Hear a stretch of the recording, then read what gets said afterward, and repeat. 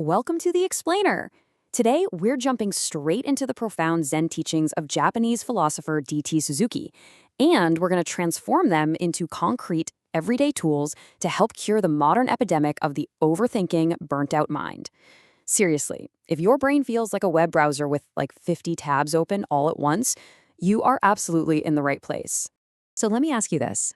Are you constantly exhausting yourself without even moving from your desk? I want you to really truly think about that for a second. According to the text, our minds have this relentless natural disposition. We're always comparing, we're always seeking, and we literally never stop moving.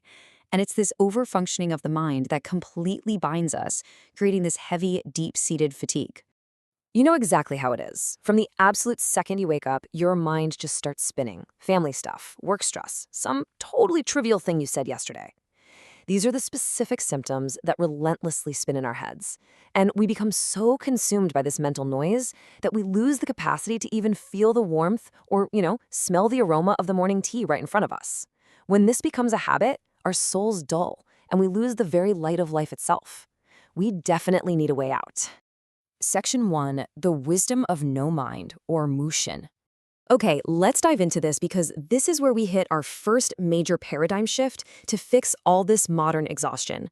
A lot of people think Zen means, forcing your mind to be completely blank, like a total absence of thought. Actually, scratch that, it's a huge misconception. The text clearly defines Mushin not as some blank slate, but as wisdom free from the captivity of thought. It's about having thoughts, sure, but not letting those thoughts trap you, tie you down, and basically hold you hostage. Let's look at how we normally operate versus this Zen approach. Notice the stark contrast here between the dry well of desire and the empty vessel. Our human habit is to constantly try to fill ourselves up, right? We want better clothes, the newest gadgets, a bigger house. But the text compares this to pouring water into a dry well. It's an endless, totally exhausting cycle where new desires just sprout up instantly. Zen flips this the other way around. Your mind is originally an empty vessel, and instead of forcing it full all the time, we should embrace being empty, because that emptiness, it holds infinite potential. So the crucial takeaway here is captured beautifully in this quote, the meaning of meaninglessness. It sounds like a total paradox, I know, but leaving empty space in your day, like literally sitting quietly with absolutely no schedule, no agenda, not even looking at a clock, is vital. This apparent meaninglessness actually creates the rich soil for new ideas.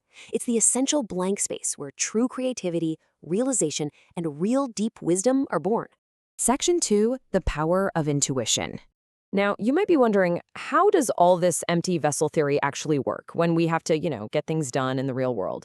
How does this apply to our daily decision-making? Usually, when we face a choice, go right, go left, or stop, we freeze up and overthink the whole thing. To illustrate the exact opposite of this, D.T. Suzuki shares this highly memorable anecdote from his youth. While he was at a Zen temple, his master decided to test his intuition with this sudden, super sharp question. In the morning, what does the rooster say? Now, the young Suzuki didn't sit there analyzing the biological habits of poultry or the philosophical implications of the morning sun. He just gave the immediate, visceral answer, cock-a-doodle-doo. And the master's profound response was basically, if you understand that, you no longer need Zen. This unfiltered instant wisdom, completely free from all those exhausting calculations of good or bad, loss or gain, is the very essence of Zen. It is pure intuition in action. So how do we cultivate that level of razor-sharp intuition for ourselves? Well, the answer lies in the number 3. This is a surprisingly actionable rule derived directly from the text. Practice making your small, everyday choices in under 3 seconds. What are you going to eat for breakfast? Which route are you going to walk to work? Don't agonize over it. Just choose within 3 seconds to actively train your intuition. Over time, this small daily practice builds up the unshakable strength you need to make huge life decisions, all without the crushing burden of overthinking. Section 3. Strength in flowing water. Speaking of unshakable strength, how do we apply this empty vessel mindset when life hits us with massive, totally unexpected tragedies, like illness or profound loss? When bad things happen, our immediate instinct is to fight fate. We try to force reality to match our desires, which honestly only causes massive mental fatigue and a whole lot of extra suffering. Contrast this with the Zen concept of passive activeness. This is the profound act of accepting reality as it is to find true strength, rather than burning yourself out by resisting the inevitable. And the teachings brilliantly illustrate this concept using 2 really vivid metaphors. First up, flowing water. When water hits a rock, it doesn't try to smash the rock to pieces. It avoids it, it changes shape, and it just keeps flowing right along its path. Second, the great tree. In a violent storm, a great tree survives because its branches passively bend to the wind, while its roots actively stay firmly planted deep in the earth. This is passive activeness. Flexibility to external changes is what actually creates your unshakable internal power. Section 4, Zen in Daily Actions. I know this all sounds incredibly profound, but you really don't need a monastery to practice this. You just need your daily chores and basic routines. In the moment of eating this apple, everything exists. The master shared this exact lesson with the young DT Suzuki right as he was about to casually eat an apple. The lesson here is that you don't need to look for enlightenment in grand, sweeping gestures. The entire universe is reflected in a single, simple, everyday action, if you give it your absolute, undivided focus. So, how do we eat the Zen apple? By following these deliberate steps. First, see the color. Really notice its vibrancy. Next, smell the scent. Take it in fully. Then, peel the skin. Feel the actual texture in your hands. And finally, taste the fruit.